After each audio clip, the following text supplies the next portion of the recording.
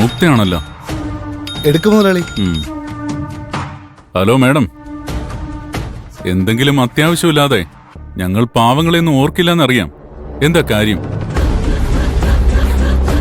രുദ്രൻ ഇപ്പോഴും പാർവതിയോടും കുടുംബത്തിനോടും പകയുണ്ടോ? അതോ കഴിഞ്ഞതെല്ലാം മറന്ന് ക്ഷമിക്കാനുള്ള ഉദ്ദേശമാണോ? അങ്ങനെ എല്ലാം മറക്കുന്ന ഒരാളാണ് ഞാനെന്ന് മാഡത്തിന് തോന്നുന്നുണ്ടോ? അല്ല, ജനകനും കുടുംബവും തന്റെ കയ്യിൽ നിന്ന് വാങ്ങിയ കാശ് തിരിച്ചു തന്നില്ലേ? ഇനിയും പ്രശ്നത്തിന് പോകണ്ടെന്ന് താൻ കരുതിയ കുറ്റം പറയാൻ പറ്റില്ലല്ലോ. അങ്ങനെ കാശ് കൊണ്ട് ഒതുക്കി തീർക്കാൻ പറ്റുന്ന പ്രശ്നമാണിതെന്ന് മാഡം കരുതിയെങ്കിൽ അത് തെറ്റി. എന്റെ അച്ഛൻ ഈ നാട്ടുകാരുടെ മുമ്പിൽ നാണം കെടാൻ കാരണക്കാരൻ ആ ജനകനാ. അയാളെയും കുടുംബത്തെ എന്റെ കാൽ കീഴിൽ കൊണ്ടുവന്നില്ലെങ്കിൽ എന്റെ അച്ഛന്റെ ആത്മാവ് എന്നോട് ക്ഷമിക്കില്ല. പാറുവിനെ കല്യാണം കഴിച്ച് അവളെ ജനകന്റെ മുന്നിലിട്ട് നരകിപ്പിക്കണം. അയാൾ എന്റെ കാലിൽ വീണ് കരഞ്ഞപേക്ഷിക്കണം. അതാണ് എന്റെ ലക്ഷ്യം. നല്ല സൈക്കോ സ്വഭാവം. ഇവനെയൊക്കെ ചങ്ങലക്കിടണം. അല്ല, മാഡത്തിനെ വിളിച്ചത്? തനിക്ക് ജനകന്റെയും കുടുംബത്തിന്റെ എതിരെ ഉപയോഗിക്കാൻ പറ്റിയൊരു വിവരം എന്റെ കയ്യിലുണ്ട്. എന്ത് വിവരം? കാർത്തിക്കും സ്വാതിയും ഇവിടെയുണ്ട്. ആ കള്ളൻ അവിടെയാണോ ഒളിച്ചിരിക്കുന്നത്? യെസ്. അല്ല, മാഡം എങ്ങനെ അവനെ കണ്ടുപിടിച്ചേ? ഞാനല്ല, പാർവതിയാണ് അവനെ കണ്ടുപിടിച്ചത്. ഓ, രണ്ടുപേരും ഇപ്പൊ ഭയങ്കര സ്നേഹത്തിലാ. പാർവതിയുടെ അച്ഛൻ ഇവിടെ വന്നപ്പോ അയാൾ കാർത്തിക്കിനെ കണ്ടു. അവനും അവന്റെ ഭാര്യയുമായി വഴക്കുകൂടി അയാൾ ഇവിടെ വലിയൊരു ബഹളം തന്നെ ഉണ്ടാക്കി. വാർഡൻ ഇടപെട്ടിട്ടാ അയാളും പാർവതിയുടെ അമ്മയും ഒന്ന് ശാന്തരായത്. ഈ വിവരം കൊണ്ട് നിങ്ങൾക്ക് എത്രമാത്രം ഉപകാരം ഉണ്ടാകുമെന്ന് എനിക്കറിയില്ല. ഞാൻ ജനകനെയും കുടുംബത്തെയും ദ്രോഹിക്കാനുള്ള ഒരവസരവും വെറുതെ കളയാറില്ല. ഒരു വിഷയമില്ലാതെ തന്നെ ഞാൻ അവരുമായി പ്രശ്നത്തിന് പോകാറുണ്ട്.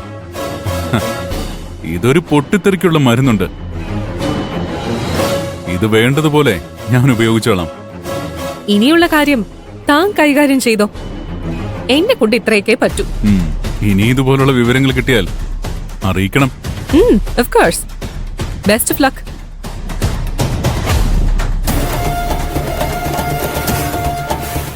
എന്താ മുതലാളി? ജനകനും കുടുംബത്തിനും എതിരെ ഉപയോഗിക്കാനുള്ള ഒരു ബ്രഹ്മാസ്ത്ര അവള് തന്നിരിക്കുന്നേ. നമ്മുടെ ഓയിൽ മില്ല് നടത്തുന്ന സദാശിവന്റെ വീട് എവിടെയാണെന്ന് നിനക്കറിയോ? ആ കാർത്തികിന്റെ കൂടെ ഒളിച്ചോടിയ സ്വാതിയുടെ അച്ഛനല്ലേ? അയാള് തന്നെ. അതെനിക്കറിയാം. എന്നാ വാ, നമുക്ക് അവരെ ചില കാര്യങ്ങളൊക്കെ അറിയിക്കാനുണ്ട്. എന്താ മുതലാളി? കാണാൻ പോകുന്ന പൂരം കേട്ടറിയണോടാ. വാടാ.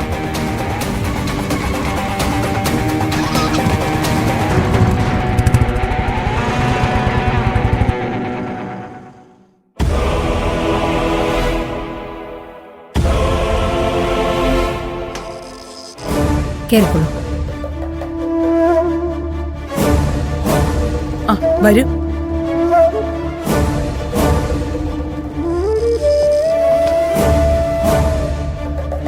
ഇരിക്കൂ.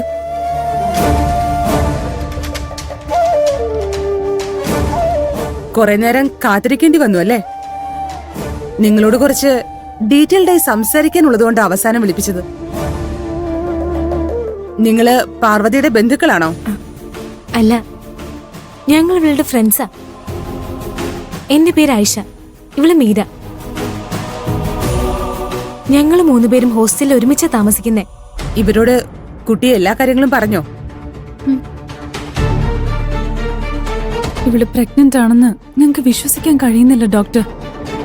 ഇവള് അങ്ങനൊരു കുട്ടിയല്ല. ഇതെങ്ങനെയാ സംഭവിച്ചതെന്ന് ഇവൾക്ക് അറിയില്ലെന്നാ പറയുന്നത്. ഈ പ്രശ്നം എങ്ങനെ കൈകാര്യം ചെയ്യണമെന്ന് അറിയാനാ ഞങ്ങൾ ഡോക്ടറെ കാണാൻ വന്നേ. നിങ്ങൾ പറഞ്ഞ പോലെ പാർവതി അങ്ങനെയൊരു തെറ്റ് ചെയ്യുന്ന പെൺകുട്ടിയല്ലെന്ന് എനിക്കും അറിയാം. ഷീസ് ഇന്നസെന്റ്. നടന്ന തെറ്റിന് ഇവളാണ് കാരണക്കാരിയെന്ന് ഞാൻ വിശ്വസിക്കുന്നില്ല. പക്ഷെ ഇവള് പ്രഗ്നന്റ് ആണെന്നുള്ളത് സത്യമല്ലേ? ഇവളത് അംഗീകരിച്ച് മുന്നോട്ട് പോകാൻ തീരുമാനിച്ചാൽ മാത്രമേ ഈ പ്രശ്നത്തിന് പരിഹാരം കാണാൻ പറ്റൂ. ഒരു തരത്തിൽ പാർവതി നിങ്ങളോടെല്ലാം തുറന്നു പറഞ്ഞത് നന്നായി.